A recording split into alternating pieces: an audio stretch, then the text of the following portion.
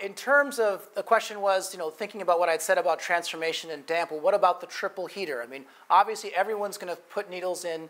It's such a stereotype, but it's like diagnosed patient with damp, and then you see all these needles in the spleen channel. I mean, we have to move qi, and then things will do their job. The spleen, the spleen does not treat damp. Moving qi does, right? It's just, any case, the triple heater, and why the Sanjiao? If you don't mind, I get confused when I say triple heater. So the Sanjiao, right? And I love the Sanjiao. I personally think it is the best organ. I want to teach a seminar on treating the Sanjiao. The Sanjiao for all illnesses. Bai Bing Yong Sanjiao Zhi, something like that, right? The 100 illnesses treated by Sanjiao. Something totally cool. And then I get to drop the big bomb. There's no such thing, right? We have an entire organ which basically regulates all movement and in our torso, and therefore our organs, which doesn't exist. Which is what I'm telling you. Qi doesn't exist, and yet we're manipulating it all the time. There is no such thing as Sanjiao, and yet it is doing Sanjiao things all the time.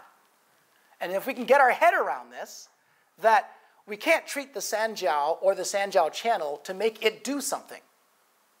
We can't treat the spleen channel to make the spleen do something.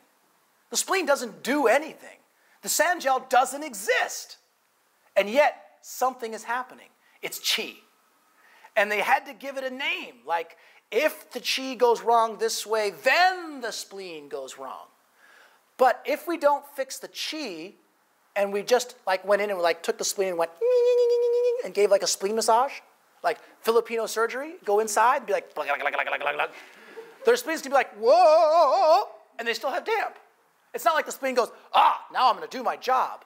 The spleen doesn't do anything. It's the spleen's qi.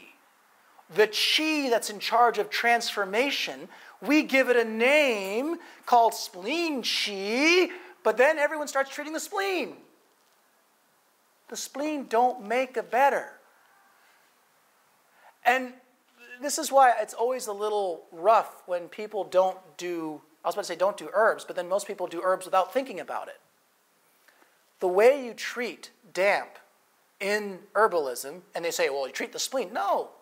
You got to figure out, do you need to give it warm, acrid flavors? Right? What kind of technique is that intangible acupuncture? Or do you need to give it bitter? Right? What do you need to give so that its qi changes and the spleen can go back to its function? But remember, the spleen doesn't actually do anything. It's its qi that does. And so the Sanjiao is the same way.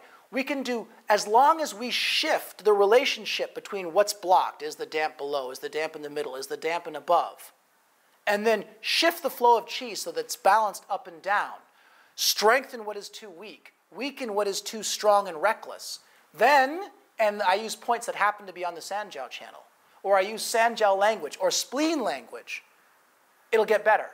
But the Sanjiao didn't fix the problem. The spleen didn't fix the problem. It was affecting the flow of qi that changed the pattern in the body so the disharmony went back to harmony. We create names to help us grasp something that is really ungraspable. The danger is we then start treating the name. And if we treat the name, sometimes they'll get better, but we'll never break 30, 40, or 50%. I mean, if we're constantly treating the spleen for damp, or the Sanjiao for spreading, and that's our thinking, so patient, Sanjiao, patient, spleen, we'll never get, I don't think anybody will get past the 5 out of 10 barrier, because they're treating something that doesn't actually exist.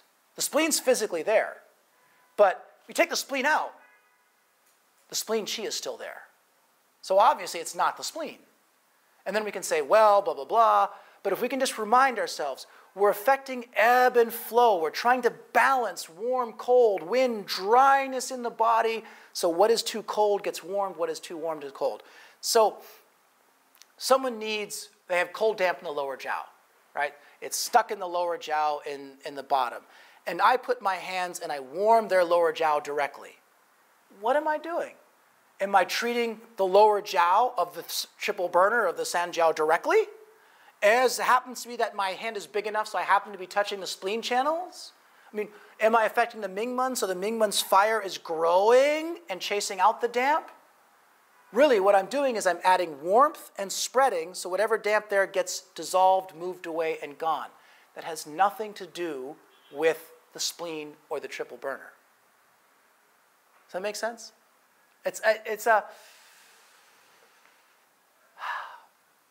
We have to be guided by the theory and then remember that the theory is a construct to help us be able to work with something that we're not supposed to be able to fathom. That's Lao Tzu Dao De Jing. It's tough. Please.